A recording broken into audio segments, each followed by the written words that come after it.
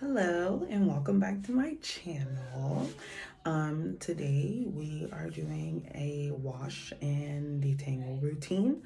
So come along with me while I show you how I do it. Okay, so you can see that my hair looks absolutely ridiculous. It's detangled, needs to be detangled and everything. So first I start out with wetting my hair.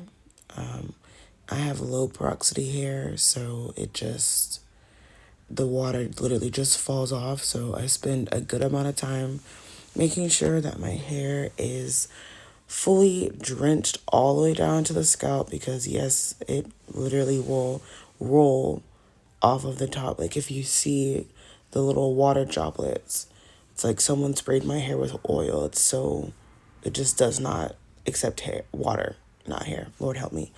But yeah, so especially if you have that 4C hair or if you have that, just really thick hair, like you have a lot of hair, you definitely want to spend a lot of time getting it nice and wet and drenched. There you just saw me. I was checking to see if I have any more product left on my hair.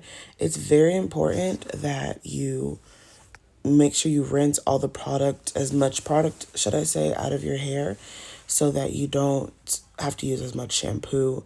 It just kind of makes the washing go faster. And there I'm just, again, just making sure, having a little link check.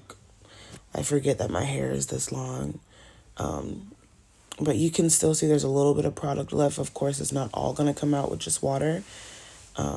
So once your hair is nicely drenched with water, just get your favorite shampoo. I'm sorry, this is not aesthetically pleasing because I do not have like a set of shampoo and conditioners made by the same company, so forgive me. And here, I know it looks like I'm putting shampoo on my hair, but I'm really not. I'm getting to the scalp. Shampoo is for your scalp. So you definitely don't want to focus on putting it all over your hair, like the shaft of your hair, because that will cause it to dry out and to get all brittle. You don't want that. Shampoo is for your scalp to get the oils and the dirt and the yuckies off your scalp. The suds will naturally get whatever product is off of your hair. Now, if you see that my hair is not that sudsy, that's because I still have a good amount of product. Not as much because I rinsed most of it, but I still have a good amount of product on my hair.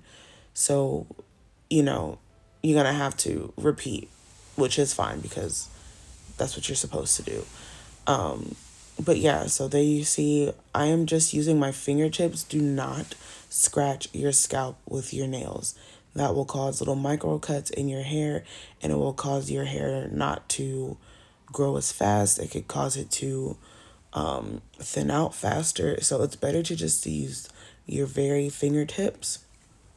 And if you have acrylic nails, I'm pretty sure that they do sell products that you know, will scrub your hair that won't scratch it. If you can see here, I'm showing you that my hair is not that sudsy. And again, just your fingertips. But yeah, since it's not that sudsy, that will definitely cue that you need to wash it again. When your hair is super sudsy, you'll know the difference, but you'll have suds on your hands and your hair will stand in the position that the suds are. You'll see that later in the video. So here I'm just rinsing it out really well. You definitely don't want the shampoo to sit in your hair any longer than it needs to. My shampoo is, no folates, no other harsh chemicals. But even still, shampoo is a stripping agent. It's supposed to remove all the dirt and grime. So even if it does have that, natural or not as harmful, you still want to rinse it out as soon as possible. You don't need to let it sit. So there my hair is nice and, rinsed out. There's no suds. Again, doing a length check because why not? Now it's the second time that I'm going to wash, and you will see that my hair almost immediately suds up. It's it's very reactive, and so already it's already suds, whereas before it wasn't sudsing very fast. You'll see like I won't have to use as much shampoo because it'll spread easier because the shampoo doesn't have to work to remove any extra dirt that was on my hair or my scalp because I did a first wash. But you can see just in that little clip that my hair was beginning to stand up a little bit. And that's just from the suds helping it to remain stiff. So I'm just getting a little bit more for the middle of my head. And you want to be sure that you get every inch of your head, especially the spots, because I definitely deal with a lot of dryness and dandruff if I don't take care of my scalp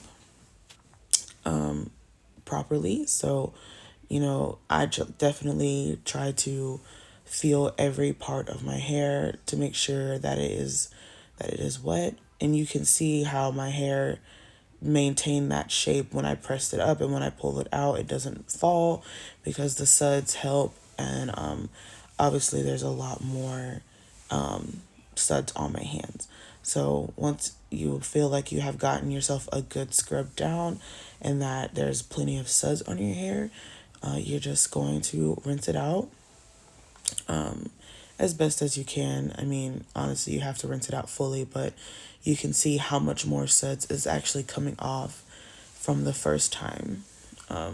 So, and I like to rinse from the back, and then I like to turn and face the water and turn my hair upside down, so that I really get every inch of my hair.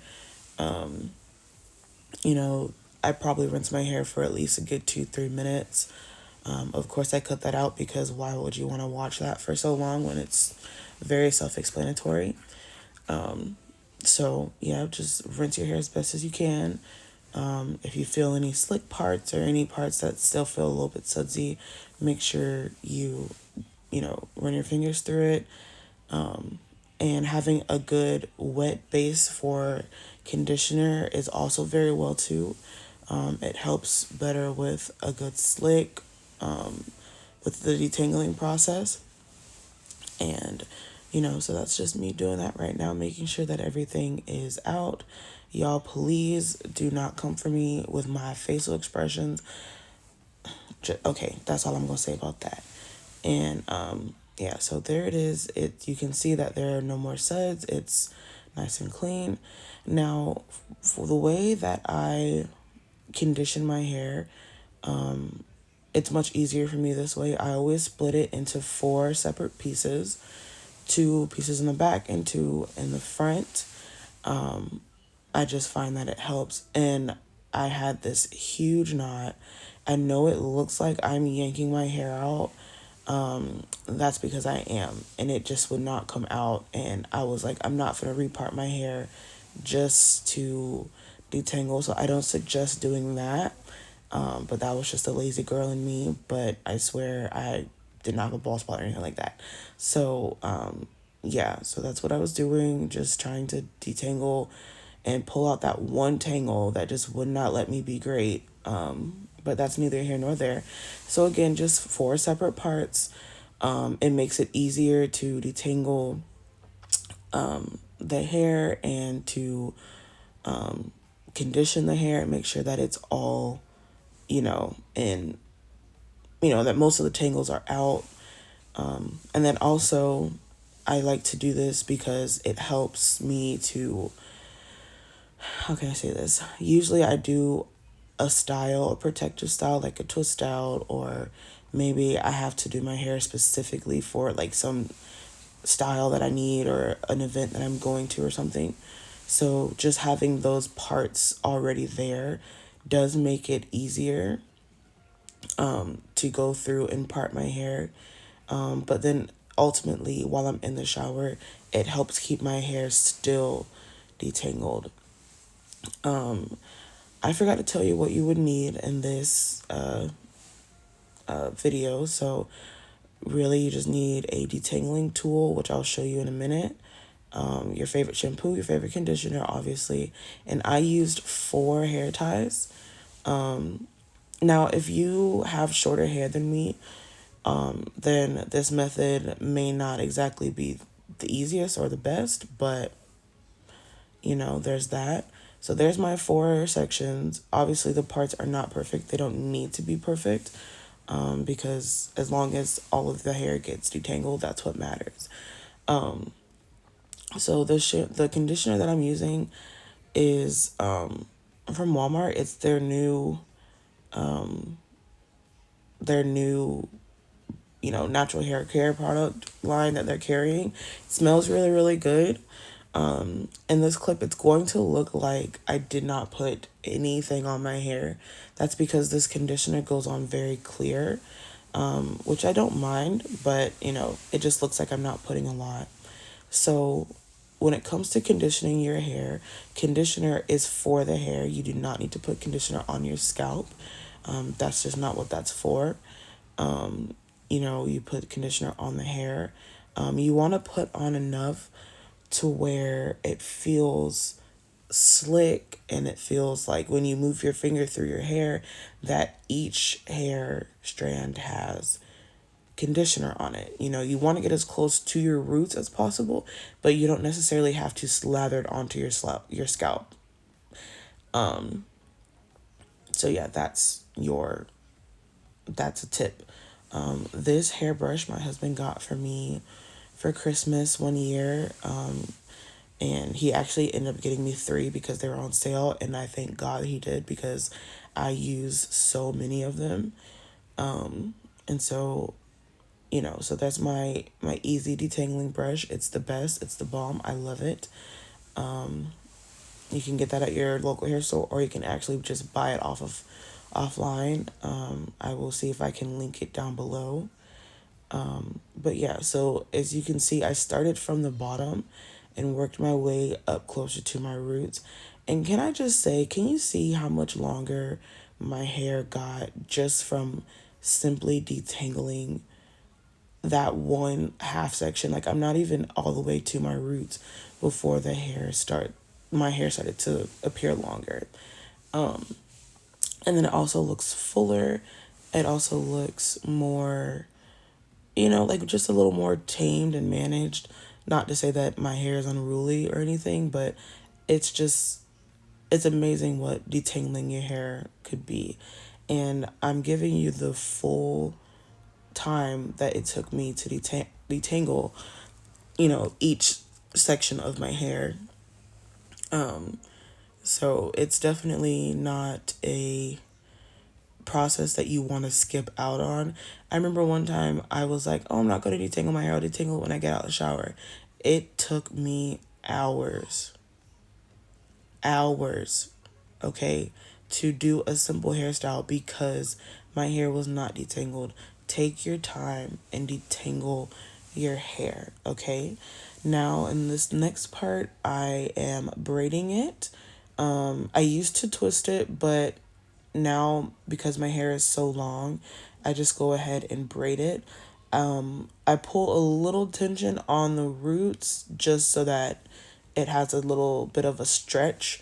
Not to say that it will stretch it a lot, because you know my hair is still wet, so the moment I take it out this braid, it's gonna just draw back up. But it just it helps pull those roots out of the way from the other surrounding sections, so that I don't accidentally nick those roots and pull that out. So I just did all of that around the side of my head, because why do you need to watch that? It took me about maybe 30 minutes to detangle and braid and condition and all that stuff. So, you know, the length of your hair texture will all be different compared to what, you actually have to do. This video is less than 20 minutes long, and I cut a lot out of it, so it took me a good 45 minutes to do all of this, maybe longer. As you can see, I just took that braid out. And what I like to do, because conditioner does need to set, I will take the one I did first, that I braided first, I will take that one out first because it has been sitting the longest.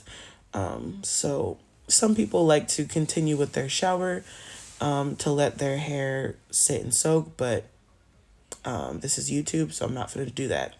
Anyway, so as you can see, I'm running my fingers through my hair just to make sure that there are no tangles left. I usually don't go back through with my detangling brush in this point. I don't really need it because I've gone through and really detangled my hair with the best that I could. And now you see that I'm just gonna put it right back in that braid after it's rinsed. I put it right back in the braid so that when I get out the shower, my hair is not tangled again, just from moving around and trying to dry my hair, drying myself off. My hair would just get tangled all over again. Y'all know that's just what curls do. They just be tangling. Like, they love to be all over each other. So the way I tame them is just braid it right back after it's been rinsed. And you'll know that your hair is rinsed because it'll lose that initial slick. And here again, I'm just going to show you again, just I'm raking through. And if I catch anything, I just try to detangle it with my fingers. Of course, if you need to use your brush to detangle, then you just do that. But I'm, just raking my fingers through. I can tell if there's any knots, if I need to, if I missed anything, which I usually don't because I'm very thorough with my detangling process. And then there you go. You just put it back in a braid. It's a very easy process. It helps me. It's when you have a lot of hair, when you have natural hair, it's, anything that makes the day go by easier is the goal. So, so there's that. Just braid it as far as you can. Sometimes you can put a hair tie at the bottom if your hair won't stay together, but my hair stays together most of the time. So, there's that. It's easy. So I just realized as I was editing that I did not record an outro. So me and Ember are going to do it now. I hope you learned an easier way, a more simpler way to wash and detangle your hair. So yeah. Say bye-bye. Say bye.